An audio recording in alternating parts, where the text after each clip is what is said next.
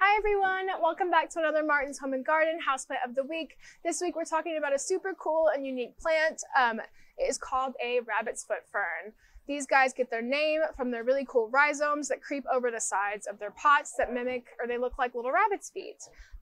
So that's how they get their name. They are native to Fiji.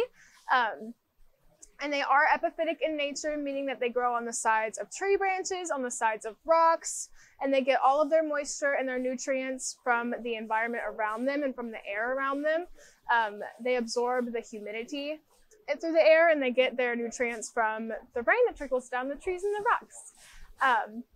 They are non-toxic, meaning that if you have little animals or kids at home, these are going to be a really great option for you. They're also a lot hardier than a lot of other ferns. So if you love the look of a fern without all of the hassle and without having to baby it, this is going to be a really great option for you. And if you are interested in these guys, we are going to show you how to care for them today.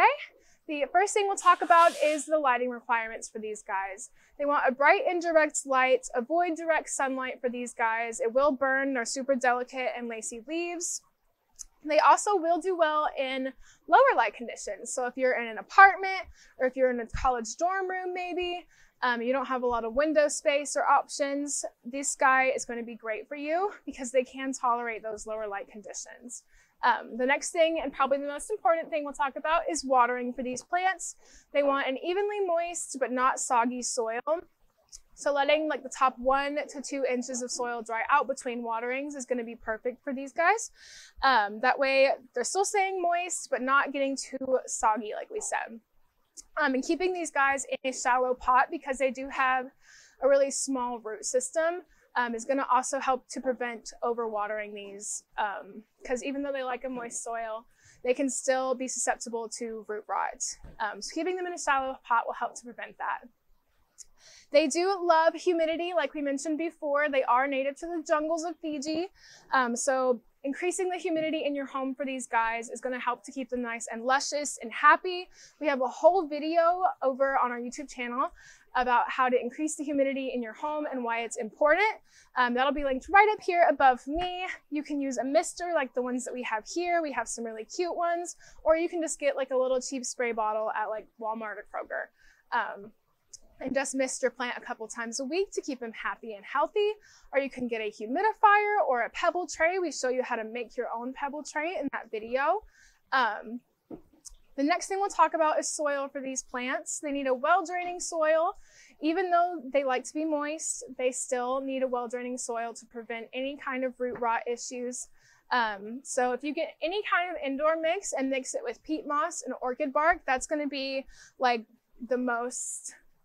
it's going to be the best soil for these guys to mimic their natural environment the best, because they do live on the sides of trees. The orchid bark is really going to help to kind of mimic that, and it'll also help to decrease any kind of likeliness of overwatering for these guys because it'll create better drainage. And when you go to repot these, make sure you have a drainage hole. The water needs a place to go, or else your plant's roots will be left sitting in the water, which will eventually lead to root rot. And then when you go to repot it as well, don't plant the rhizomes into the soil. Leave them above the soil. The rhizomes will rot if they are planted under the soil. The last thing we'll talk about are some common problems that you can have with the rabbit's foot fern. If your leaves start turning yellow with brown and crispy tips, your plant most likely needs more humidity. So if that's your problem, go check out our video, Increase the Humidity in Your Home for this guy, and it should fix the problem. You can just cut off the little crispy bits because those won't turn green again. If your fronds of your fern are turning kind of pale, kind of sickly looking, it's probably getting too much sun. My bad. So if that's happening to your plant, they're getting really pale looking, bring your plant several feet back away from the window, or just put it in a whole nother window altogether that doesn't get any direct sunlight, and that should fix your issue pretty quickly.